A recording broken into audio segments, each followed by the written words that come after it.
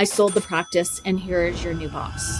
The new doctors coming in might have a completely different mindset or a completely different philosophy on dentistry. What are you seeing them do right and wrong whenever it comes to a transition in leadership in the practice?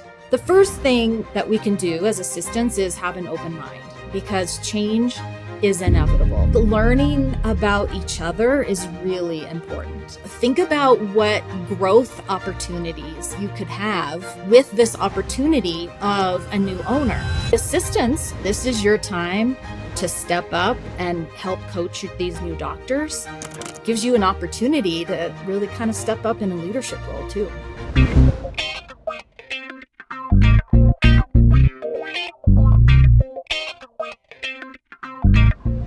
Hey everybody, it's Kevin Henry, founder of Dental Assistant Nation. Thank you so much for joining us for a very special episode. This is number 400 of the Dental Assistant Nation, and thank you all so much for being a part of this journey and for listening to this podcast every week and putting what we talk about into practice in your practice. So thank you from the bottom of my heart. And I could not think of anybody I wanted to have on more for my 400th than my best friend, my wife, my soulmate, but also, put all that aside, an amazing dental consultant and workflow expert, and that is Dana Johnson. Hey, babe. Thank you, my dear. And what a huge milestone. I'm so proud of you. Well, thank you. I'm excited about this. Very thankful for everybody who's helped us get to this point. And we're going to talk about something that I know you're dealing with some practices that you work with. But before we do that, I know how amazing you are. But just tell folks a little bit about you and why I have you on here today, of all things. Well, I was in dentistry way before I met you. And so, I've worked in 2 dental practices up in the state of Washington. And when I met you, I had just been asked to start writing the National Dentrix Office Manager blog. And I had never written an article in my entire life. And you were so supportive of me and helped coach me. And I really appreciate that. And since then, I have started my Navoni membership, which is a online platform for helping dental teams optimize their Dentrix software, help create better workflows, increase productivity, profitability, and I love what I do. It helps. I just get so much joy out of helping offices optimize their systems and software every single day. And one thing she did mention in there, but I always tell people, she was the National Dentrix Trainer of the Year. So this is, if you have Dentrix in your practice, this is somebody you should know. And we're going to give her at the end a chance to tell you how to follow her and learn from her Dentrix tips, tricks, workflow tips, all sorts of good stuff. Well, thank you. But yes, your online community is amazing, but you actually are going into practices and helping dentists right now and dental team members. And one thing that I know, you and I have talked, and shocker, I know, but you're going through and working with some practices that are going through transitions right now, and new dentists are coming in, new owners are coming in. What are you hearing from the dental assistants, and what are you seeing them do right and wrong whenever it comes to a transition in leadership in the practice? Yeah. So first, let me just clarify that I'm not a transition coach. That is not in my expertise. I have many colleagues that I refer to if a doctor is looking to sell their practice or buy a practice. Where I come in is I kind of come in after the fact, so the new doctors have come in, and they might want some training for the team, or things aren't going the way that they had hoped. Maybe they bought this very well-established practice, but all of a sudden they have an empty schedule. Everybody's complaining. People have 2 feet out the door, and they're like, what do I do? And a lot of times I come in then at that stage. And so I'm kind of helping them pick up the pieces.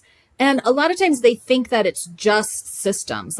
We have to, fix the software. We need training on the software, but it's so much more than that. And it becomes just kind of this marriage counselor, I guess, trying to put the pieces back together. And the pieces being the dentist and the new dentist and the team. And so often those assistants that are out there have worked with a doctor for quite some time, are used Yes. to a routine. So what do we do here? How do we make sure that those dental assistants actually stay in that practice? Yeah. Yeah. So you asked me like, okay, what are they doing right and what are they doing wrong? Yep. So let's talk about, okay, what are they doing right? They're keeping an open mind. Number one is change is hard. Change is hard no matter what you're going to do. Whether you've been working with your doctor for 20 years and the doctor's going to switch softwares, or the doctor's going to have a CEREC machine now, or, in your personal life, maybe, you're having some big change. Maybe you're moving to another state. Any kind of change is hard. And so I think having an open mind about, okay, now I have to go through this change. I have to have this change mentality, and having an open mind is very important. The first part of change is finding out, okay, why is this happening? Because, one of the biggest things we want to know is why. Why did my doctor sell the practice? Why wasn't I told? Why was I in the dark? So I think figuring out the why is important, and that all comes with just communication. So, sometimes the outgoing doctor is very open-minded, open with their practice, with the assistants about, I'm going to sell my practice, my practice. He was very open with all of us. Like, here's my 4-year plan. I'm going to start interviewing associates that are thinking about buying my practice. I want you all involved. He was very open about it. So we were all actively involved. Sometimes the doctors are coached to not tell the practice at all.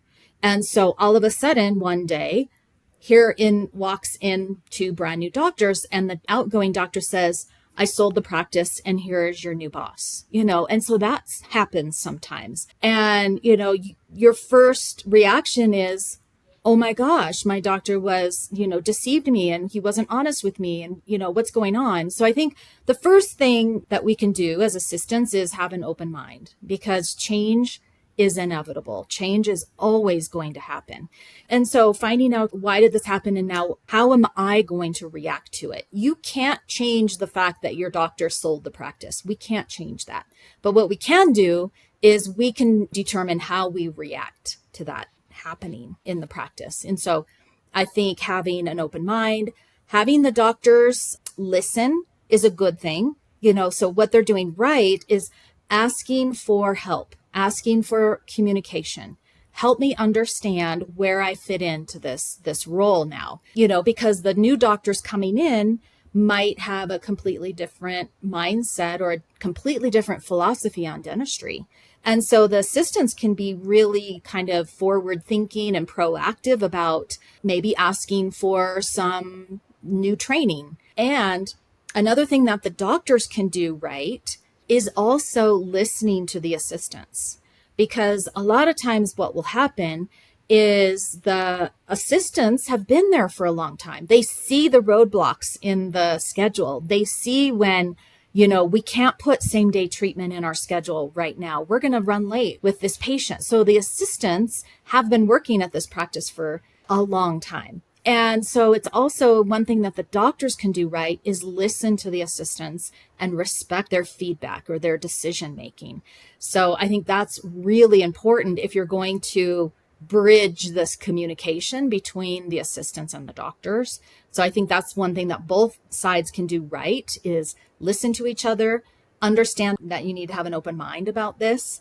And also one of the other things that I'm really experiencing with one individual practice is, the outgoing doctor was a baby boomer, right? Older, in mid 60s, mid to late 60s, I think. And now the new doctors are 30 something. So we're also dealing with this huge generation gap. And so we also have to think about, okay, what kind of policy changes are we going to have? Is there going to be a different policy on phone use or on, all those kinds of things? So I think the number one thing is having an open mind and understanding that change is inevitable, and we can't change the fact that the practice was sold. All we can do is affect how we react to that change. All right. And so let's flip the coin. You talked about what they were doing right. We've got to know. And again, you've experienced this. What are some dental assistants out there doing wrong? I think probably just the opposite is expecting things to be the same, because you now have a new doctor or a new group that is going to want to make things, they will want to do things their way. Okay. They will want to have their own different materials, or they may want to do a lot of same day treatment, or they may want to start doing ortho. And the assistants are like, whoa, whoa, whoa, we've never done that in our office. That is not happening. Okay. So that is the complete wrong attitude that you need to have, because if you dig your heels in, then you're going to butt heads the whole time. I mean, you're going to butt heads during this whole transition period. And so, just the opposite of expecting things to be the same, having an open mind, so they kind of go hand in hand. Think about the possibilities. I think we dig our heels in because we want things to be the same because it's comfortable. Mm-hmm. But think about what being uncomfortable could do to your career. Think about what growth opportunities you could have with this opportunity of a new owner. The new owner might have some capital to spend on the practice. Think about if the new owner is going to do a practice remodel, and maybe you might have this beautiful brand new practice, So I think what assistants do a lot of time is dig their heels in, and they're like, oh my gosh, we've never done it that way. That is never going to work. Why would we want to do it that way? So I think, take your heels out of the sand and think about, oh my gosh, this sand that we're walking on, is so soft. And oh my gosh, this could take us to a whole new opportunity, in our practice. Think about the growth opportunities that you might have. Another thing I think that would be really important for a new owner and the assistants and the whole team in general is to learn more about each other. Okay. You don't know anything about each other. It's almost like that Marriage at First Sight series that I really like to watch. Married at First Sight is you have these two people that look really good on paper, but once you throw them into a marriage, they could be just complete opposites. And so I think learning about each other is really important. And so maybe you do a disc profile workshop. I know you are a certified disc trainer and you have the opportunity to do disc workshops with practices. I think learning a lot more about each other so that you can understand how to communicate better, understand how to accept someone's voice and tone and directness, things like that will really help with the communication. So one thing that the assistants could do is ask the new doctors, have you ever thought about doing a personality study with all of us? You would get to know a lot more about us if you understood our DNA.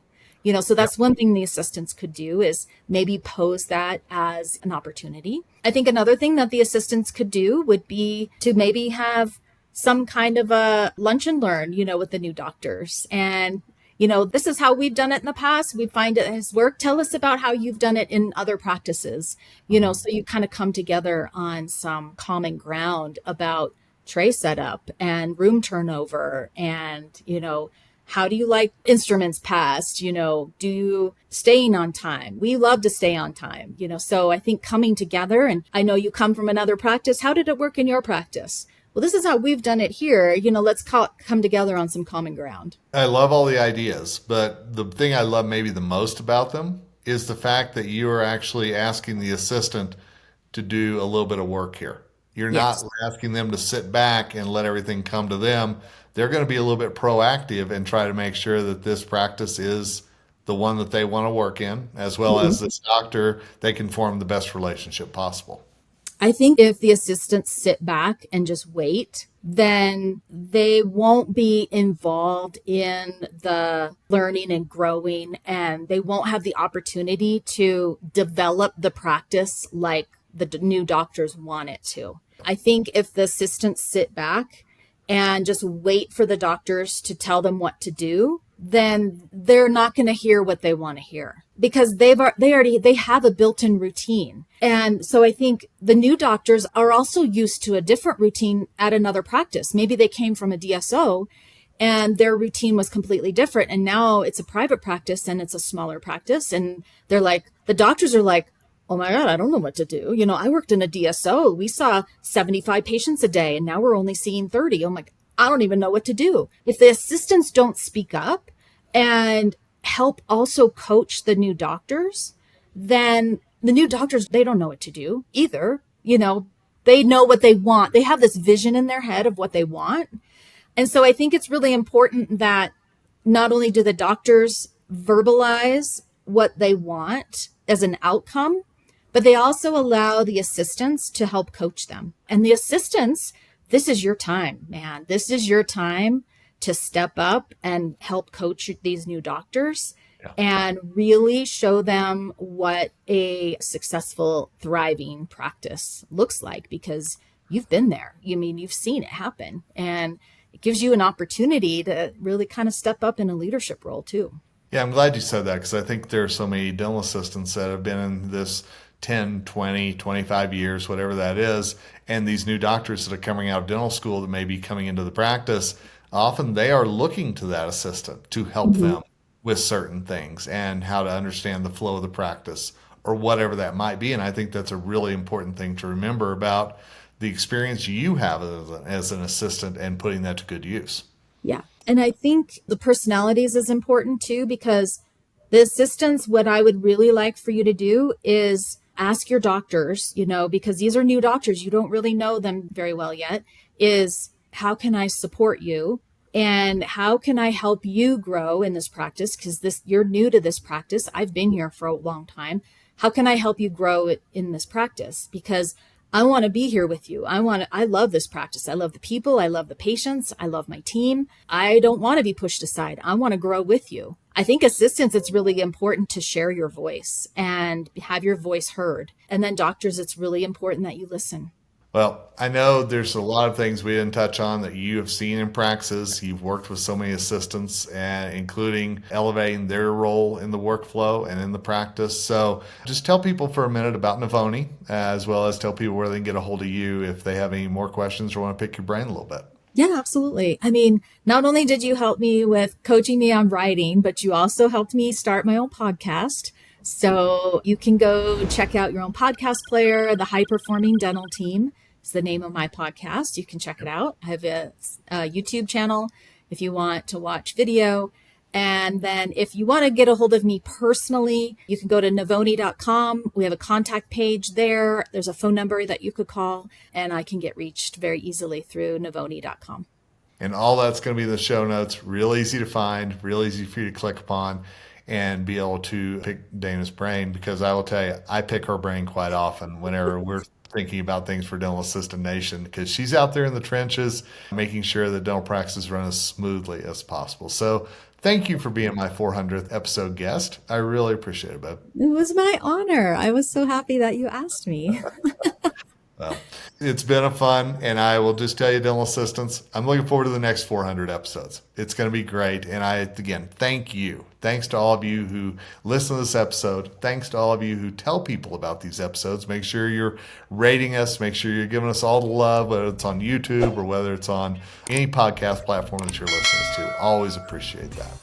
And until episode 401, this is Kevin Henry, founder of Dental Assistant Nation, signing off, and as always, wishing you nothing but success.